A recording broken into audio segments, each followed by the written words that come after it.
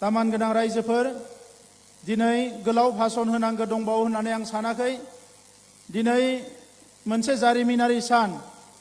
गिबि खेबनि थाखाय आसामनि चिफ मिनिस्टारा फैनानै दुलाराय बर' फरायसा आफादनि जारिमिनारि हाबा मावबोनायखौ दिनै बेवहाय रोखा रोखायै गावनि खुगाजों बेखौ फोसावनानै होलांबाय। मोनसे समाव दुलाराय बर' फरायसा आफादजों आसाम सरकारजोंनो संघात जादोंमोन। बर' माहारिनि सानसुमैफोरनि साननाय हनायजों आसामनि सानसुमैफोरनि साननाय हनायजों मोनसे गिदिरथार संघात जादोंमोन। आरो बेबायदि थासारिखौ नेवसिबोनानै बेबायदि थासारिखौ बारबोनानै दिनै दुलाराय बर' फरायसा आफादनि गेवलां मेलाव फैनानै बर'फोरनि जारिमिनखौ बुंफोरनायजों लोगोसे दुलाराय बर' फरायसा आफादनि हाबा मावबोनायखौ मोनफ्रोमबो दिन तारिख सम फोसावनानै आसामनि सासे चिफ मिनिस्टारा बुंफैनाया दुलाराय बर' फरायसा आफादनि थाखाय जोबोद गोग्गाथावना बाथ्रा होननानै आं सानो। मानगोनां रायजोफोर, बेबायदि जथुम्माया गोबां जालांबाय थांनाय समाव दुलाराय बर' फरायसा आफादनि जोनोम जारिमिनखौ दिनै बुंनांगौ गैया। आं गोदो सिगांनिफ्रायनो जेला जेला खाबु मोनदों बुंबोदों जे उदांस्रि भारतआव बर' माहारिखौ बुहुमाव गायसननो थाखाय बर' थुनलाइ आफाद आरो बर' फरायसा आफादानो मैखोमै बाहागो लाबोदों। मोनसे समाव जोंनि थासारिया मोजां नङामोन। मालायजों मुगैजानायमोन, सोबख'जानायमोन, नासयजानायमोन, जोंखौ रायबो नायसनामोन। दा बैबायदि समाव बर' थुनलाइ आफादा राव थुनलाइनि जौगानायनि हाबाफारिफोरखौ आखायाव लानानै बर' हारिखौ अर्गेनाइज खालामबोदोंमोन।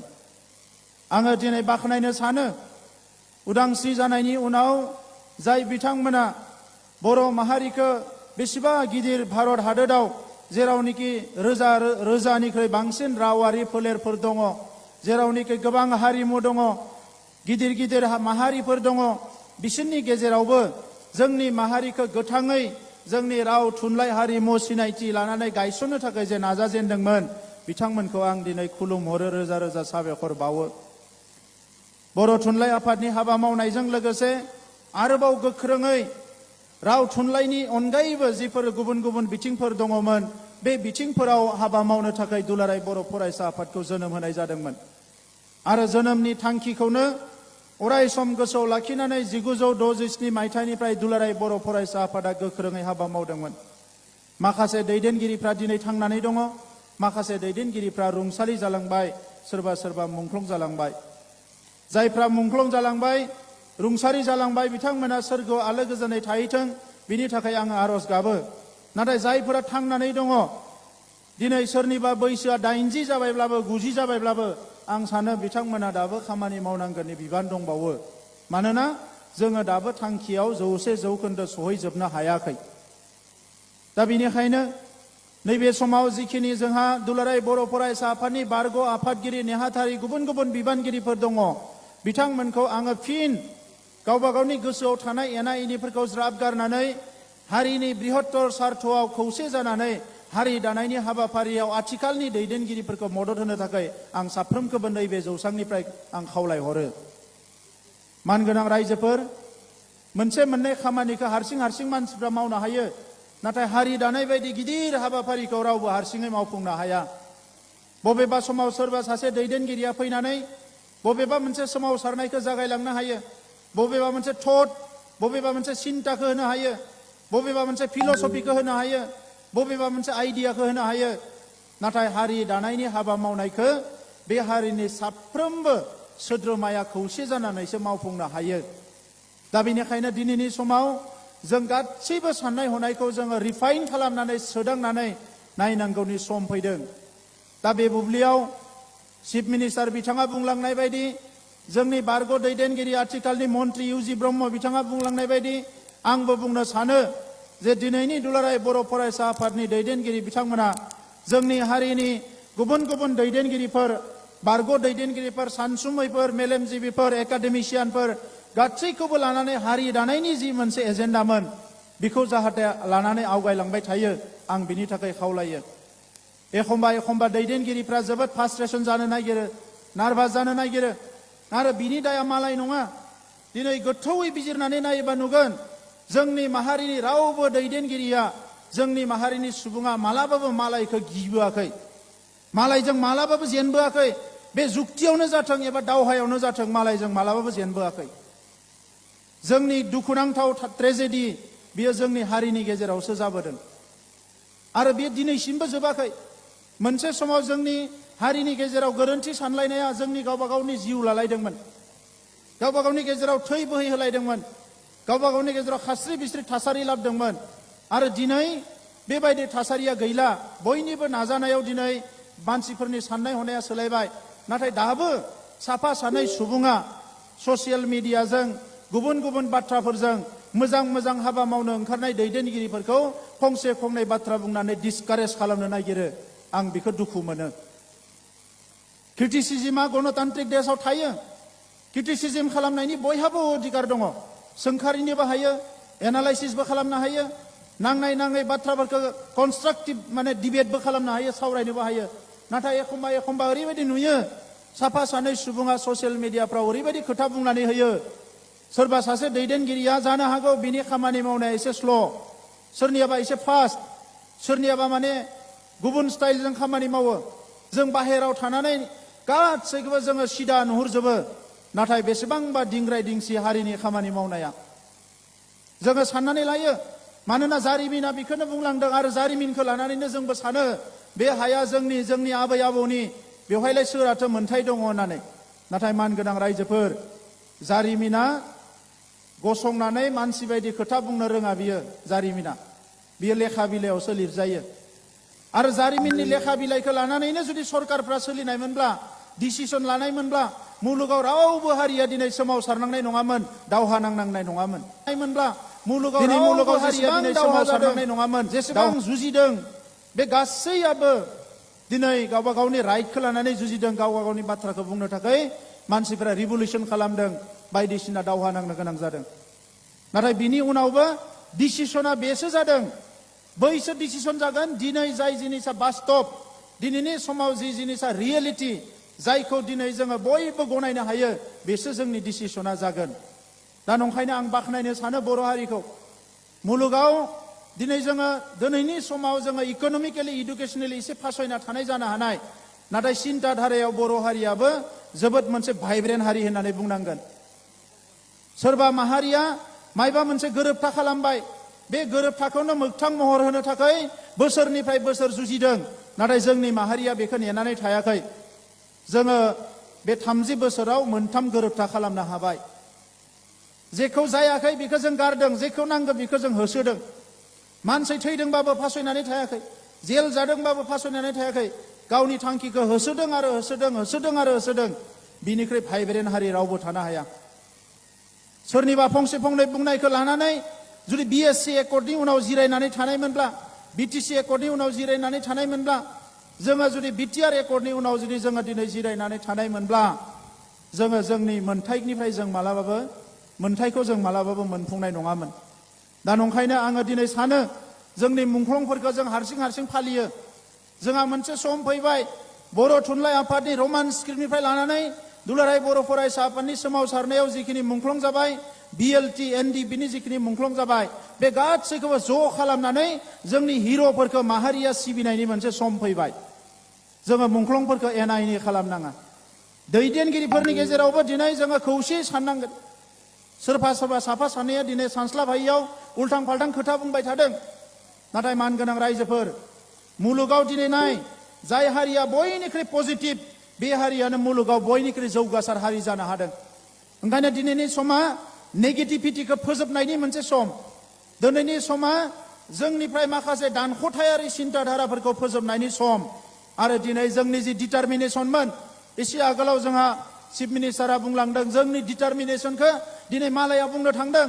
नाथाय जोंनि डिटारमिनेसनखौ, जोंनि जि थिरांथा, जोंनि जि समायखिरा लानाय, बेखौसो जों लासै लासै बावनो हमदों।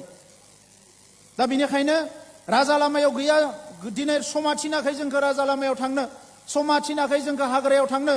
समा जोंखौ थिनदों न'आवनो थानानै, गामियावनो थानानै, समाजावनो थानानै जोङो दिनै जुजिनांगोन।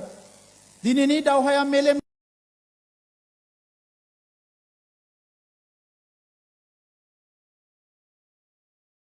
नांबोजोब्बाय। दिनैनि दावहाया मेलेमनि दावहा आरो मेलेमनि दावहाखौ 10-15 जन सेंग्राफोरा सिलाय लानानै बहाबा चिरांनि हाग्रायाव क'क्राझारनि हाग्रायाव थाहैनानै गिदिर गिदिर खोथा बुंबा दिनैनि दावहाखौ देरहानाय नङा। आङो गिदिर लिडार नङा, गोजोर लेखा गोरों मानसिबो नङा, नाथाय थांनाय 30 बोसोरसो दुलाराय बर' फरायसा आफादनि मावनायाव थाफानानै आं जिखौ नुबोबाय, जाय हारिया नांगौ समाव डिसिसन लानो हायाखै, थिरांथा लानो हायाखै, बे हारिफ्रा दिनै मेगन सिगाङावनो थेर बेथेर जाजोब्बाय। आरो जोङो नांगौ समाव दिनै माखासे डिफारेन्सेसनि उनावबो, साननाय हनाय गोरोबैनि उनावबो माखासे डिसिसनखौ सिद्धान्तखौ लानो हानायनि थाखाय दिनै राव थुनलाइ हारिमु लानानै मोनसे रायजोआवनो मोननै काउन्सिल लानानै बर' हारिया थांना थानो हादों। बियो बर' हारिनि जोबोद गिदिर मोनसे देरहासारनाय। रावबो बेबायदि दिनै लानो हायाखै। मोनसे रायजोआव मोननै काउन्सिल मोननो हादों। दा नंखायनो रायजोफोर, जोंनि डिटारमिनेसन, जों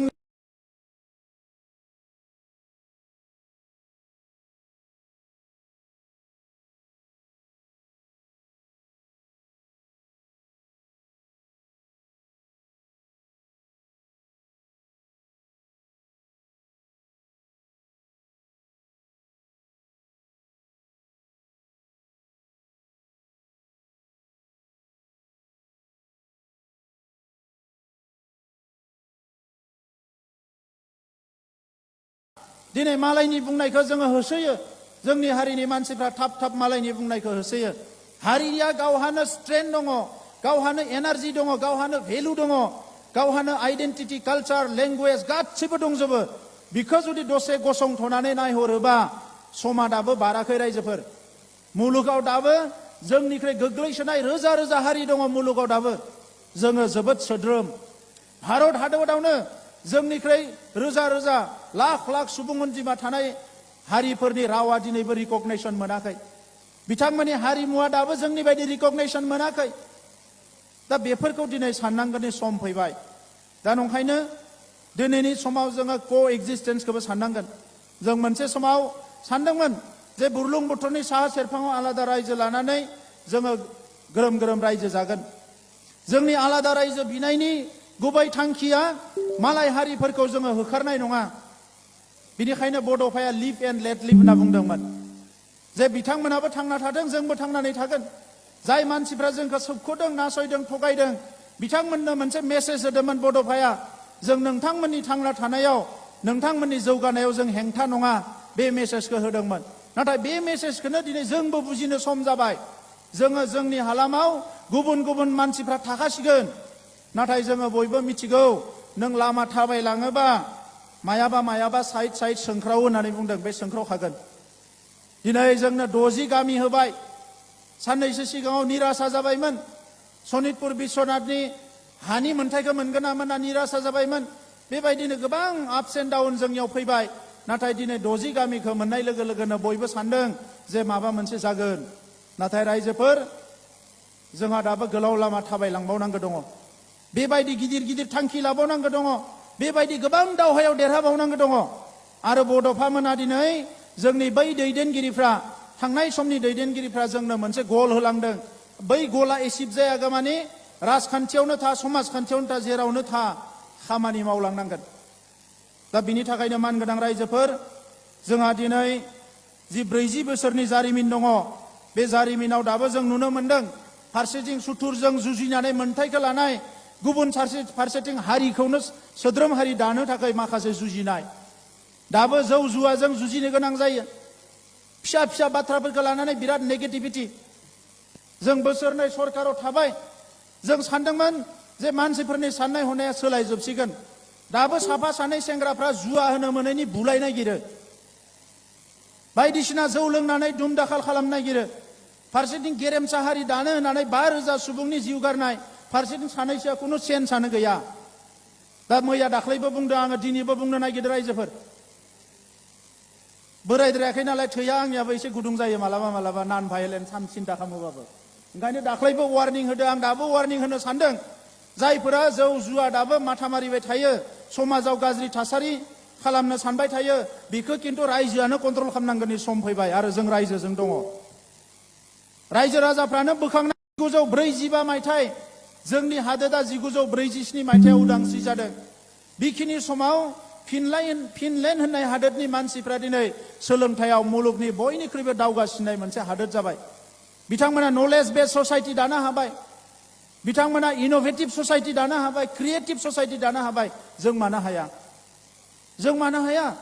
मैया दाख्लैसो बायजानाय फानजानाय जोंनि जायफोर निग्र हारि, दिनै गोसोम बे माहारिया, बिथांमोननि सुबुंफ्रा दिनै मुलुगाव गेलेनायाव बिराद जौगानाय। दाख्लैबावै नोंथांमोना नुदों जे वर्ल्ड कापआव जेनदोंब्लाबो जाय हिर'मोन बिथाङा बै हारिनिनोमोन। स्पर्ट्सआव, कालचाराव, फिल्माव, पलिटिक्सआव इउनाइटेड नेशननि सेक्रेटारिबो जालांबावबाय बिथांमोना। जों मानो हाया? जों बै प्रेक्टिसखौ खालामनांगोन, जों बै मेन्टेलिटिखौ लानांगोन। फिसा फिसा जिनिसावनो नार्भास जानाय, फिसा फिसा जिनिसावनो नांलायनाय, माबा माबि खोथाफोरखौ लानानै जोङो दान्थे बिदान्थे खालामलायबाय थायोबा जोङो मालाबाबो अख्रांखौ माने दांनो हानाय नङा। दा नंखायनो मानगोनां रायजोफोर, धैर्य हमनांगोन, खस्थ' खालामनांगोन। नाङै खोथाफोरखौ बुंलाबायनाङा। दिनै ससियेल मिडियानि जुगाव माखासे मानसिफ्रा गामि सोनायखौ जों एसे सिगाङावनो थांबावनो हागौमोन, नाथाय माखासे मानसिफ्रा बड'लेण्डआव नाबां जाबां खोथा बुंनानै गरम खालामहरबाय थायो। बेखौनो साफा सानै सानजानियाबो हमफायो ससियेल मिडियाआव। जोंनि रावजोंथ' बुङो, मालायनि रावजोंबो बुङो। बे मानसिफ्रा हारिनि लोगो ना सुथुर आं एखनबा साननानै मोना बायदि जायो। जि बाथ्रायाव बुङोबा हारिया खहा जागोन, जेखौ मावोब्ला हारिया खहा जागोन, बेखौ मावनाया हारि अननायनि मालाबाबो जानो हाया। सोरबा दिनै मुंख्लंआ जिउ होलांबाय, नोंनिफ्राय जों जिउ नागिराखै, नाथाय हारिनि मोजां खामानि मावनायखौ नोंनिफ्राय जों लुबैदों। दा बे बाथ्राफोरखौ दिनै साननायनि सम फैबाय। जोंनो मोजां मोजां फसंथान नांगोन। जेसेबां मोजां मोजां फसंथान गायसननो हागोन एसेबां थाबनो जों गियानखौ, नलेजखौ मोननो हागोन। ओंखायनो जोङो दायो बड'लेण्डआव जेसेबां हायो माखासे इनस्टिटिउसन लाबोनायखौ जोङो बयबो माथा मारिलायबाय थादों। आरो दिनै नोंथांमोननि सिगाङाव बुंनानै मोजां मोनगोन, थांनाय मास मोनथामनि नाजानायाव जोंनियाव बियो एकर्डआव गैयामोन, थेवबो जोङो स्किल इन्डिया इन्टारनेशनेल सेन्टार जोङो क'क्राझाराव मोननो हाबाय। जिनिखि इन्डियाआव बेनारसआवल' मोनसे दङ, प्राइम मिनिस्टारनि समस्थियाव जों मोनसे मोननो हाबाय। जोङो NSTI मोननो हाबाय। गुबुन हादोराव खामानि मावनो थांनो ओंखार लुबैयो, बियो दिनै बैयाव लेंगुवेज सोलोंनो हागोन। जार्मानि, जापानिस, गुबुन गुबुन लेंगुवेज सोलोंनो हागोन। दाबो 10,000 सुबुंनि दरकार दङ, जायफोरा थांनानै दिनै जुदि जापानाव साख्रि मावनो थाङोबा मासाव बियो लेंगुवेजखौ एसे लोंनांगौ आरो स्किल सोलोंनानै थांनांगौ। 2.5 लाख 3 लाख बियो मासाव बेथन मोनहैगोन। बेफोरखौ दिनै कानेक्सनखौ जों खालामगासिनो दङ। जोंनि साइन्स कलेजफोरखौ जोङो स्पेसियेल गोसो होगासिनो दङ। साइन्सआव जों दाबो गोग्लैसोनानै दङ। साइन्सखौ जों बयबो गोसो होनांगोन, मानोना दानि जुगानो साइन्स। आरो साइन्सखौ मिथियाबा सास्टेनेबल जानाय नङा जोंनि चिन्ताधाराफ्रा। मुलुगनां थाखोआव मोनसे समाव MDG होनना बुंदोंमोन, मिलेनियाम डेभेलपमेन्ट गोल, आरो दायो जाबाय सास्टेनेबल डेभेलपमेन्ट गोल। जायखिजाया साननाय हनाय मावनाय दांनाया सास्टेन जानांगोन। माबा मोनसे मावब्रबबाय गाबोननो बायब्रबबाय बेबायदिबा जानाय नङा। जोंनि हारियाव गोबां माखासे सेंग्राफोर दङ, जोंहा बिनानाव माखासे हिन्जावसाफोर दङ एसे एसे लेखा फरायनानै गारनाय। बिसोरखौ जों थाबैनो खामानियाव इमप्लयमेन्टआव बाहायनांगोन। मेन पावाराव बिसोरखौ लांनांगोन, जोङो हिउमेन रिसर्स बानायनांगोन। बिनि थाखाय स्किल ट्रेनिंखौ जोङो जेरावबो होनो सानदों। गोदो गोदायनि उन्दैनिफ्रायनो खोनाबोदोंमोन, IAS नांगौ, IPS नांगौ, IAS नांगौ, IPS नांगौ, लेखा गोरों नांगौ, इन्जिनियार डक्टर नांगौ, खिन्थु मेटेरियेलाइज जायाखैमोन। खाबु मोननाय लोगो लोगोनो थांनाय बोसोराव 50 फरायसाफोरखौ जों दिल्लीयाव थिनहरदों। देग्लाय बोसोराव आरो 50 थिनहरगोन, फैगोन बोसोराव आरो 50 थिनहरगोन IAS IPS नि कचिं लानो थाखाय गभर्नमेन्टनि। आरो दिनै नङा गाबोन मोनसे समाव जों सम मोनगोन, बोसोरनै बोसोरथामनि उनाव बोसोरसेयावनो 20 जन 30 जन जोंनिफ्राय IAS IPS ओंखारगोन। आं फोथायो बेखौ, मानोना जोंनियावबो गोबां टेलेन्टेड बर फरायसाफोर दङ। दा जों पजिटिभ खामानिफोरखौ मावनांगोन, फसंथानफोरखौ गायसननांगोन। एकर्ड इमप्लिमेन्टेसननि बेलायाव दिनै गोनो गोथो साननाय जागासिनो दङ। बै समनि सेक्रिफाइसखौ नायहर। सोरबा सोरबा दिनै बुङो जे जोङो इसेबां नांबोबाय, जों मानो नैबेखौ मोना नैबेखौ मोना। मानगोनां रायजोफोर, जोंनि नांनाया मालाबाबो इन्डिभिजुवेल बेनिफिट नङामोन। जोंनि नांनाया बर' हारिनि थाखायसोमोन। ओंखायनो एबसुनि जि स्ल'गान, NDBनि स्ल'गान, गासैबो हारिनि थाखायसोमोन। दा दिनै सोरबा सोरबा एसे इन्डिभिजुवेल लाइनाव लांनो नागिरो। नंगौ, जोंनि गेजेराव गोरिब गुद्रा दङ, जायफोर जुजिबोबाय नांबोबाय मावबोबाय दिनै न'आव फैनानै गामियाव फैनानै मोनसे मोजां परिबेस बियो मोननांगो नाथाय हारिनि थासारियानो बेनो दिनैबो जोंनि हारियाव गोबां गोरिब गुन्द्रा खामानि गैजायै मानसि दङ बिनि थाखाय जोंनि गोदान सरकारखौ दाय होनो ना थांनाय 70 बोसोरनि सरकारखौ दाय होनो ना आसाम सरकारखौ दाय होनो ना भारत सरकारखौ दाय होनो जों खामानि मावनांगोन जाय हार्ड वार्क खालामो बेनो दिनै साक्सेस जागोन जाय हार्ड वार्क खालामा बियो साक्सेस जानाय नङा जोङो खामानि मावनांगोन मुलुगाव रावबो ओरैनो ओंखाम मोनजायाखै जों सोरबा सानना लादों नामा ओरैया ओरैनो मोनदों ओरैया ओरैनो मोनदों जेराव बेरायहैथां मुलुगाव जेराव नायहैथां नुगोन खामानि मावाबा जेरावबो ओंखाम मोनजाया दा ओंखायनो दिनै जोंनि समाव जों बेफोर बाथ्राफोरखौ बुजिनो हानांगोन सरकारनि सायाव कनसेप्टआ क्लियार जानांगोन दिनै भारत सरकाराव 140 कोटि मानसि दङ भारत सरकारा बयनोबो ओंखाम राननानै होनो हानाय नङा साख्रि बाख्रि होनो हानाय नङा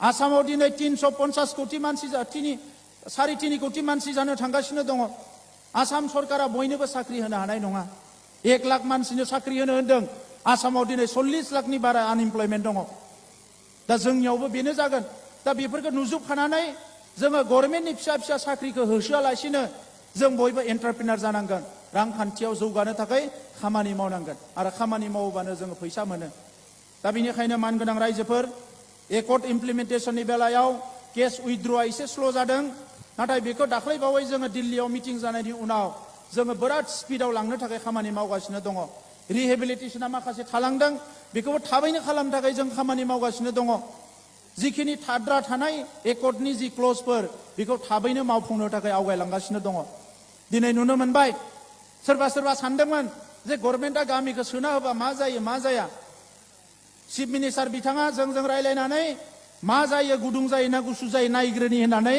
60 गामि फोसावबाय लोगो लोगोनो माखासेया दिनै खर' दैखांदों दा थासारिखौ जोंबो बुजिनांगोन दा ओंखायनो मोनसेबो जेंनाया दायो गोदो गोदायनि बायदि सिम्पलै सल्भ जानाय नंला क्रिटिकेलिसो सल्भ खालामनांगोन आरो बेयाव धैर्यनि डिटारमिनेसननि बाथ्रा फैगोन बेवहाय पलिसिनि बाथ्रा फैगोन बेवहाय माखासे स्ट्रेटेजिनि बाथ्रा फैगोन दिनैनि समाव मानसिफ्रा नों मायबा मोनबासो आंनोबो मायबा होगोन आरो नङाबा नोङो गावनो सेल्फ साफिसियेन्ट जानांगोन गावनो फिटेस्ट जानांगोन अब्ला नोङो आजादियाव सारभाइभ खालामनो हागोन जोंनि सिगाङाव सोमावसारनाय दिनै नागाफोरनि जेंनाया दाबो जोबाखै बिथांमोना गावस्रा गावस्रि जानानै दिनै मोनब्रा जाबाय सिलाय लाग्राफ्रा गभर्नमेन्टआ जेबो गोसो होआखै गोबां मानसिफ्रा दायो गोग्रामनानै दङ नाथाय जोङो खाफाल गोनांखायनो दिनै जोङो बे थासारिखौ मोननो हादों दा थालांनाय खामानिफोरखौ मावनो थाखाय दानि खामानिखौ जों मोजां मावनांगोन होमबासो जोङो फैबाय थानाय समखौ मोजाङै मावफुंनो हागोन मानगोनां रायजोफोर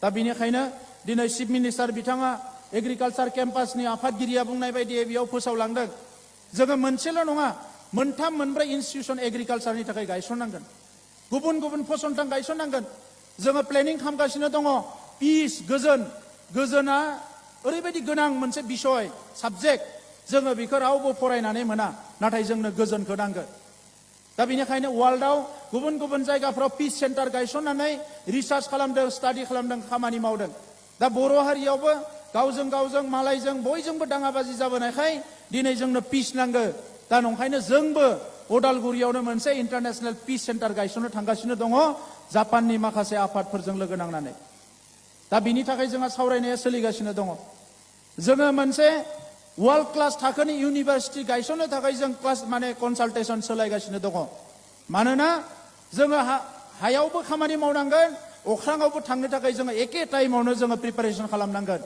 जों फासयनानै थानो हानाय नङा रायजोफोर दा बेनिखायनो जोंनि जिखिनि जेंना जेंसि गाज्रि साननाय मानाय बिहेभियार चेन्ज इजि गोयिं बायदिसिना बे सिन्ताधाराफोरखौ सोलायनानै लेखा गोरोंफ्राथ' लेखा गोरोंनि बिबानखौ रुजुखानांगोन नेतृत्वखौ होनांगोन जायफोर आदा फरायनानै गारबाय बिथांमोना गावजों गोरोबनाय खामानिखौ मोजाङै मावनांगोन आरो जायफोर लेखा फरायाखै बिथांमोनाबो गावनि खामानिखौ मोजाङै मावनांगोन बिमा बिफाया गथ'फोरखौ मोजाङै जोथोन लानांगोन आरो लाइमोनफोरा जायफोर दोरोदलांनो नागिरदों सोरबा ड्राग्स जानो नागिरदों सोरबा गाज्रि खामानियाव थांनो नागिरदों फैबाय थानाय समाव जोंनि हारि जौगानायाव बेनो हेंथा जागोन दा ओंखायनो बयखौबो खावलायदों आङो गामि खाथियाव बहाबा जुवा गेलेनाय नुदों नायै थांनो नाङा थांनानै बुंहैनांगोन भाई बेयाव जुवा गेलेनो मोना मायबा मोनसे गाज्रि जादों हारियानो दायित्व लानांगोन मोनसे समाव खोमसि फोथायनाय दायना दायनि बुथारनाय मालायजों बिराद जोङो मालायजों मुगै जायोमोन जोङो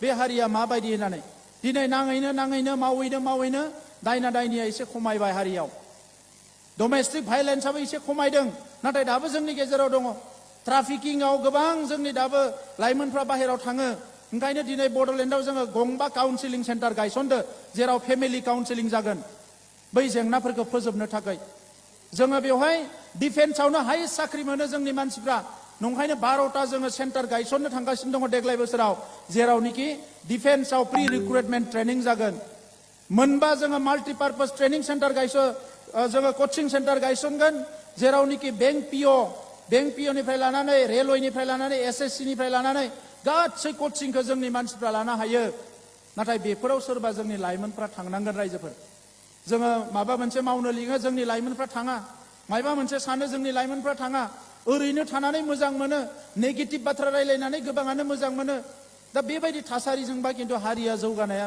जोबोद स्ल' जागोन दा बे बिथिङाव दुलाराय बर' फरायसा आफादा जोबोद भाइब्रेन्ट रल लाबोदों आरो इयुनावबो लाबाय थानो हागोन नंखायनो आङो जिल्ला एबसु दखरा एबसु जायफोर दङ बिथांमोनखौ खावलायदों जे समाजाव नोंथांमोना फासयनानै थायाजासे गोदो गोदायनिफ्राय जेरै मावबोदों फैबाय थानाय समावबो गोख्रोङै हाबा मावलांगोन आं बेखौ मिजिंथिबाय फिन खेबसेबाव बयनिसिमबो आंनि गोसो गोरबोनि अननाय खुलुमनाय सिबिनायखौ बावहरबाय आरो दिनै बेखिनि बाथ्राखौ बुंनो थाखाय आंनो खाबुखौ होनायनि थाखाय दुलाराय बर' फरायसा आफादनि खाथियाव आंनि सिबिनायखौ बावहरनानै आंनि बुंनायखौ बेवहायनो फोजोबनाय जाबाय गोजोन्थों।